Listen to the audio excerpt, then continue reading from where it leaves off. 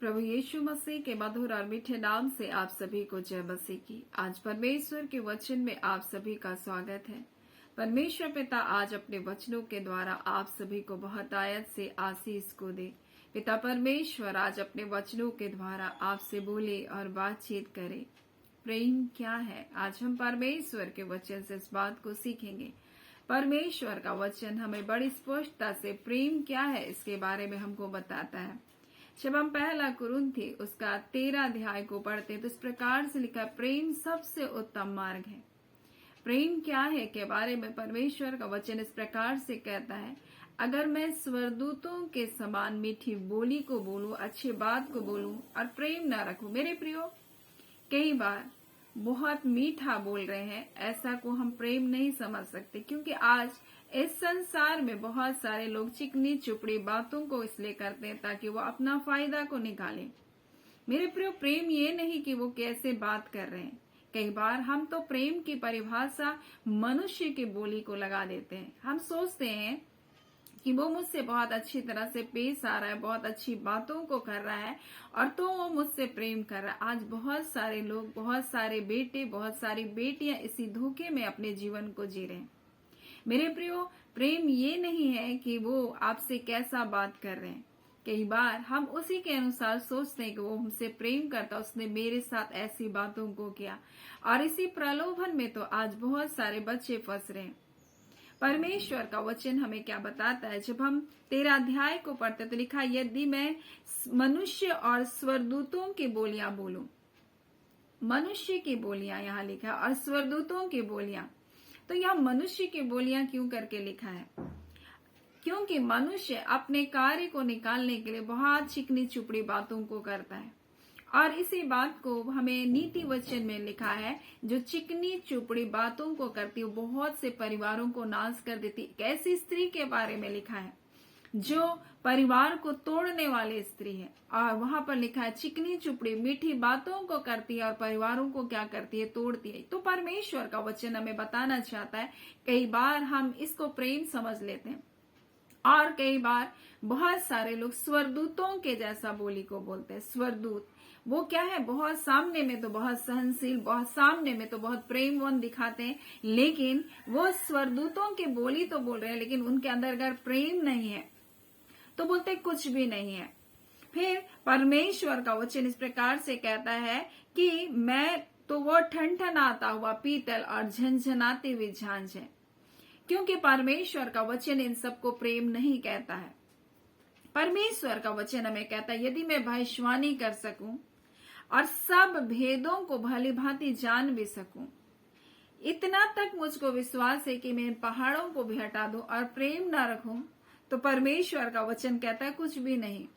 यदि मैं कंगालों को खिला लूं और प्रेम ना रखूं तो कुछ भी नहीं, कोई लाभ नहीं बोलता। अगर मैं अपनी सारी देह को जलाने के लिए भी दे दूं तो बोलता है इससे कोई लाभ नहीं हुआ। यानी जो कुछ हमें संसार में कर रहे हैं उसके पीछे प्रेम का होना अनिवार्य है। और प्रेम क्या है? परमेश्वर का वचन कहता है, परमेश्वर का वचन लिखा है, प्रेम धीरजवंत है। यानी प्रेम की परिभाषा परमेश्वर ने धीरजवंत को का, जो धीरज को धरने वाले लोग हैं। मेरे प्रिय, यही प्रेम है, और परमेश्वर ने हमारे लिए धीरज को धरा, हमारा इंतजार किया उसने कि हम कब लौट कर आए।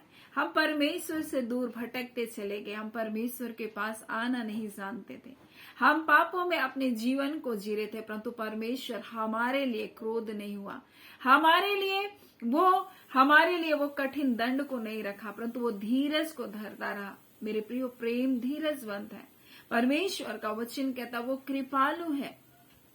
प्रेम डाह नहीं करता है, अपनी बड़ाई नहीं करता है। प्रेम के बारे में परमेश्वर हमें बहुत कुछ बताना चाहता है, और अगर हम प्रेम को देखना चाहे तो यीशु मसीह वो प्रेम है जो हमारे लिए बनकर आया इस संसार में। वो परमेश्वर का प्रेम बन करके आया। मेरे प्रियो, अगर आपको सच्चा प्रेम को जानना है तो आपको यीशु को जानना होगा, क्योंकि वो हमारे लिए, उसका वचन इस प्रकार से कहता है।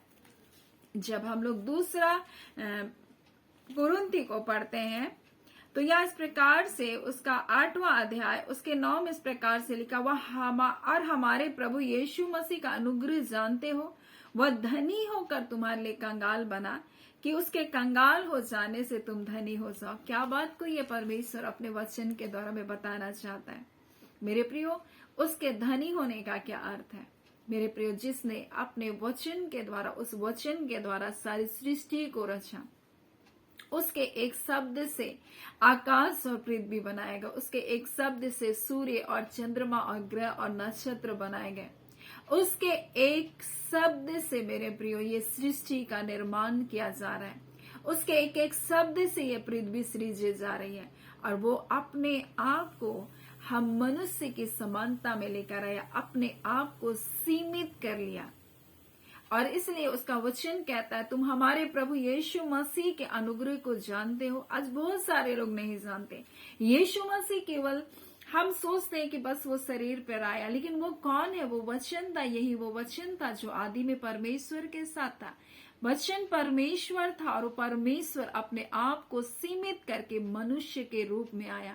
वो मनुष्य की समानता में बदल गया, वो दास का स्वरूप धारण किया, वो अधीनता का जीवन को जिया और पिता की आज्ञाकारिता में वो अपने जीवन को जीने लगा। वो अपने आप को शून्य कर दिया। परमेश्वर का वचन कहता है, जिसने सारी सृष्टि का निर्माण किया, जो सर्वशक्तिमान परमेश्वर, आकाश और पृथ्वी का रचने वाला, उसका वचन कहता है, स्वर्ग मेरा सिंहासन और पृथ्वी मेरे पांव की चौकी। और वो अपने आप को इतना नम्र कर दिया, इतना शून्य कर दिया कि मनुष्य का स्वरूप को धारण कर दिया। मेरे प्रियो, वो अपने आप को सीमित कर लिया और इसलिए उसका वचन कहता, वो धनी होकर के तुम्हारे लिए कंगाल बन गया, ताकि वो जो कंगाल बना, वो जो मनुष्य के रूप में आ गया, ताकि हमको वो जीवन को दे, जो वो जीवन का जो हकदार हमको बनाया, वो स्वर्गीय जीवन का। यानी वो बताना चाहता, वो हमको धनवान कैसे बनाया? उसने अपने आप को सीमित कर लिया मनुष्य के रूप में और हमें अपनी आत्मा को देकर हमको असीमित जीवन को दे दिया। एक ऐसा जीवन जो बहुत आयत का जीवन है। और इसलिए यीशु मसीह कहता, मैं इसलिए आया तुमको जीवन को दूं और बहुत आयत का जीवन को दूं। मेरे प्रियो, आज वो जीवन हमारे अंदर है, परमेश्वर का आत्मा हमारे अंदर है और सबसे पहला जो है वो प्रेम है। और परमेश्वर ने हमसे प्रेम किया और उसने अपने इकलौता बेटा हमारे लिए दिया, वो जो स्वयं धनवान होकर, धनी होकर हमारे लिए कंगाल बना, ताकि हमको वो धनवान का जीवन को दे, हमको असीमित जीवन को दे। हम सीमित मनुष्य हैं, हमारी पहुंच नहीं है, हम सोच सकते हैं, लेकिन हम आत्मा में हम असीमित जीवन को जीने के लिए बुलाए गए। हम यहाँ प्रार्थना करते हैं और लोग चंगे होते हैं। क्यों कर? परमेश्वर का आत्मा के द्वारा। हम यहाँ पर परमेश्वर को लोगों के लिए पुकारते और परमेश्वर वहां छुटकारा देता है। क्यों कर? क्योंकि हमको परमेश्वर ने असीमित कर दिया। हम सीमित अब नहीं है मेरे प्रिय। जो मसीह यीशु वो हमारे लिए कंगाल बना ताकि हम उसके द्वारा धनवान किए जाए, उसके अनुग्रह के द्वारा। मेरे प्रियो, ये परमेश्वर का अनुग्रह है, ये हमारे कार्य नहीं है, हमारी धार्मिकता नहीं है, ये मसीह की धार्मिकता है। आज परमेश्वर अपने वचन के द्वारा मैं बताना चाहता है प्रेम क्या है। प्रेम ये है कि यीशु मसीह ने अपने आप को हमारे लिए दिया। आज हम कैसे प्रेम कर सकते हैं? आज हम ऐसे प्रेम कर सकते हैं, हम उस आत्मा के फल के द्वारा अपने जीवन को जी सकते हैं। मेरे प्रियो, आज अगर हम प्रेम करने वाले लोग हैं तो प्रेम का ये फल है मेरे प्रियो कि वो धीरजवंत है। हम कितना धीरज को धरते हैं। अगर हमारे अंदर धीरज नहीं तो परमेश्वर का वचन कहता है, तुम अपने फलों से पहचानो जाओगे हम कैसे फल है हमारे अंदर। और इस प्रकार से परमेश्वर का वचन कहता है, वो कृपालु है, प्रेम डाह नहीं करता, प्रेम अपनी बड़ाई नहीं करता, वो फूलता नहीं, अनरीति गलत काम को नहीं करता। मेरे प्रियो, कुछ लोग बोलते हैं हम प्रेम कर रहे हैं और प्रेम कर रहे हैं और गंदे कामों को करते हैं, गलत काम को करते हैं। ऐसे कितने बेटियों का जीवन को बर्बाद कर चुके। वो प्रेम नहीं है मेरे बेटियों, वो प्रेम नहीं है मेरे बेटों, वो पाप है, वो बुराई है। परमेश्वर का वचन कहता है वो कुकर्म से आनंदित नहीं होता। प्रेम कुकर्म से आनंदित नहीं होता, वो प्रेम नहीं है। आज बहुत सारे बच्चे वो संसारिक प्रेम को वो सोचते हैं वाकई में वो प्रेम है, धोखा खा रहे हैं, टूट रहे हैं और अपने जीवन में निराश हो जा रहे हैं। वो सोच रहे हैं कोई मुझसे प्रेम नहीं करता। ये शारीरिक प्रेम हमारे जीवन में कितनी भारी हमारे जीवन में दंड को लेकर आ रहा है, क्योंकि हम परमेश्वर के नियम के विरुद्ध, परमेश्वर के आज्ञा के विरुद्ध में हम कार्य कर रहे हैं, अनरीति जीवन को जी रहे हैं, पाप में जीवन को जी रहे हैं, और हम सोच रहे वो प्रेम है। परमेश्वर का वचन कहता है वो प्रेम अनरीति नहीं चलता, अपनी भलाई नहीं चाहता। कुछ लोग दूसरों की भलाई के बारे में नहीं सोचते, सिर्फ सोचते मेरा ही अच्छा हो जाए, और वो कुछ भी करने के लिए उतारू हो जाते हैं, किसी का नुकसान करने के लिए बेतैयार हो जाते हैं। वो झुंझलाता नहीं है, बुरा नहीं मानता है, कुकर्म से आनंदित नहीं होता, सत्य से आनंदित होता है। वो सब बातें सह लेता है। ये प्रेम है। प्रेम सब बातें सह लेता है, सब बातों की प्रतीति करता है, सब बातों में आशा रखता है। सब बातों में आशा रखना बहुत मुश्किल है, परंतु ये प्रेम है कि वो अपने आशा, अपने विश्वास को परमेश्वर के ऊपर रखता है। यही तो है प्रेम। अब हमारा प्रेम मसीह है, और परमेश्वर का वचन कहता आशा, विश्वास और प्रेम अस्थाई है।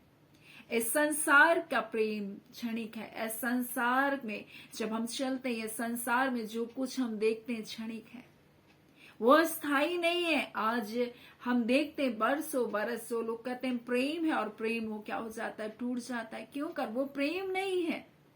मेरे प्रियो, आज परमेश्वर अपने वचन के द्वारा हमें बताना चाहता है सच्चा प्रेम परमेश्वर का है, जिसने अपने आप को हमारे लिए इस संसार में लेकर आया, वो यीशु मसीह। वो शून्य बन गया, वो धनवान होकर इतने असीमित परमेश्वर, जिसके एक शब्द से सृष्टि रची जा रही थी, उसने अपने आप को सीमित कर लिया ताकि वो हमको असीमित जीवन को दे। पवित्र आत्मा के द्वारा हमें एक ऐसा बहुगुण जीवन को दे जहां हम परमेश्वर की महान उपस्थिति का अनुभव कर सके। मेरे प्रियो, आज इसे जीवन को देने के लिए वो आपको बुला रहा है। आप प्रेम के बारे में बहुत जानना चाहते हैं। आप सोचते हैं क्या है प्रेम? प्रेम वो नहीं है जो संसार में दिखाई दे रहा। प्रेम वो है जो यीशु मसीह ने आपसे किया, परमेश्वर ने आपसे किया।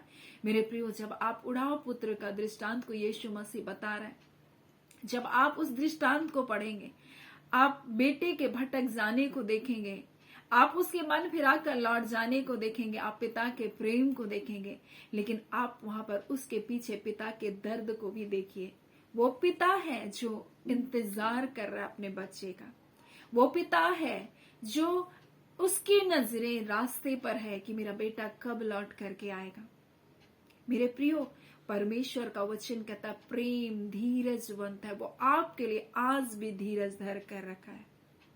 वो आज भी आपका इंतजार कर रहा और आपसे कहना चाहता है प्रेम पाप नहीं है, प्रेम कुकर्म है, कुकर्म नहीं है। और लोग इसको प्रेम समझ रहे। परमेश्वर कह रहा वो प्रेम नहीं है जिस प्रेम के पीछे तुम भाग रहे हो। ये प्रेम है।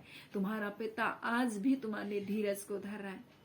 मेरे प्रिय, अनरीति चाल को चलना, गलत कार्य को करना, परमेश्वर का वचन कहता है घमंड में फूलना, डाह करना, परमेश्वर का वचन कहता है कुकर्म से आनंदित होना, ये सब कुछ हम सोचते हैं कि ये सब कुछ प्रेम है, ये संसार का प्रेम है, ये सब व्यर्थ चीजें हैं। मेरे प्रियो, आज इससे अपने जीवन को दूर करें और परमेश्वर के पास आए। वो आपके लिए इंतजार कर रहा है। आज भी उसकी बाहें आपके लिए खुली है। आज भी पिता का राज्य उत्सव मनाने के लिए तैयार है। वो स्वरदूत आपका इंतजार करे, वो पिता आपका इंतजार कर रहा है कि मेरा बेटा मेरे पास आएगा। और जब आप उस दृष्टांत को यीशु मसीह बता रहे तो लिखा है बेटा दूर ही था और पिता ने उसे पहचान लिया। अकाल में उस व्यक्ति की क्या हालत हुई होगी, भुखमरी में उस व्यक्ति की क्या हालत हुई होगी, धन नहीं था तो उसकी क्या हालत हुई होगी। ना जाने कितने दिनों से वो खाया नहीं होगा, ना जाने कितने दिनों से वो अच्छे कपड़े नहीं पहने होंगे, ना जाने उसके शरीर से कितनी बदबू आ रही होगी, ना जाने वो कैसा दिख रहा होगा, लेकिन पिता ने उसको पहचान लिया। आप चाहे कैसी भी दुर्दशा में क्यों ना हो, लेकिन पिता आपको हर दशा में पहचान लिया, क्योंकि आप उसके संतान हैं। इस संसार के लोग आपको एक बार के लिए बोलेंगे, अरे तुम कैसे दिखाई दे रहे हो, मैं तो तुमको पहचान भी नहीं पाया, तुम रोग में ऐसे दिख रहे हो, मैं तो तुमको पहचान भी नहीं पाया। लेकिन वो परमेश्वर आपको हर दशा में पहचानता है। आप चाहे जैसे भी दशा में मैले कुचैले हो, पापों में जिंदगी जी रहे, चाहे कितनी भी बंधुआई का जीवन जी रहे, एक बार पिता के पास आइए। आपका निर्णय पिता के पास आना, वो पिता आपका आज भी धीरज धर कर आपका इंतजार कर रहा है। परमेश्वर का वचन कहता है, लौटा लौटा और शांत रहने में ही तेरे भलाई है, तेरी वीरता है। परमेश्वर का वचन कहता है आज वो आपको अपने पास बुला रहा है। मेरे प्रियो, परमेश्वर आज भी आपका इंतजार कर रहा है। कितना अपने पिता को तड़पाएंगे, कितना अपने पिता से आप दूर जाएंगे। प्रेम करता है वो आपसे। किस प्रेम को आप ढूंढ रहे हैं?